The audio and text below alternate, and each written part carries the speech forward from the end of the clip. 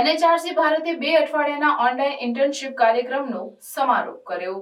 ભારતના રાષ્ટ્રીય માનવ અધિકાર આયોગ એ 2 ડિસેમ્બર 2024ના રોજ તેના 2 અઠવાડિયાના ઓનલાઈન ઇન્ટર્નશિપ કાર્યક્રમનો સફળ સમારોપ કર્યો. આ કાર્યક્રમ 18 નવેમ્બર 2024ના રોજ શરૂ થયો હતો અને તેમાં દેશભરના વિવિધ યુનિવર્સિટીના 52 વિદ્યાર્થીઓએ ભાગ લીધો હતો.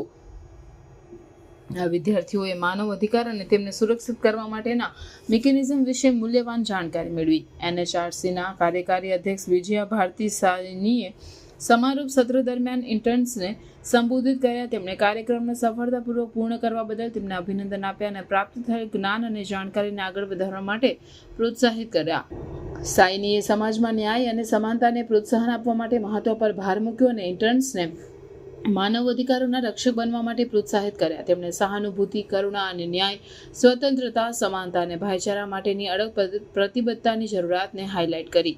NHRCના સચિવ જનરલ ભારત લાલે પણ કાર્યક્રમમાં ભાષણ આપ્યું, જેમાં ઇન્ટર્ન્સને તેમના કાર્યમાં પ્રાપ્ત થયેલ જ્ઞાનને પ્રતિબિંબિત કરવા અને ભાઈચારા અને સમાનતાના આદર્શોને જાળવવા માટે પ્રોત્સાહિત કર્યા. તેમણે મૂળભૂત માનવ મૂલ્યોને આંતરિક બનાવવાની અને સમાજમાં સકારાત્મક પરિવર્તન લાવવાના મહત્વ પર ભાર મૂક્યો.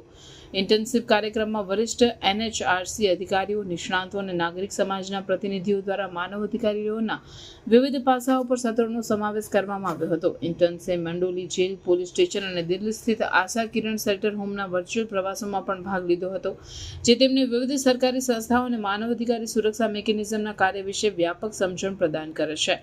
NHRCના સંયુક્ત સચિવ દેવેન્દ્ર કુમાર નીમે ઇન્ટર્નશિપ અહેવાલ રજૂ કર્યો અને પુસ્તક સમીક્ષા, જૂથ સંશોધન પ્રોજેક્ટ પ્રસ્તુતિ અને વક્તૃત્વ સ્પર્ધાના વિજેતાઓની જાહેરાત કરી.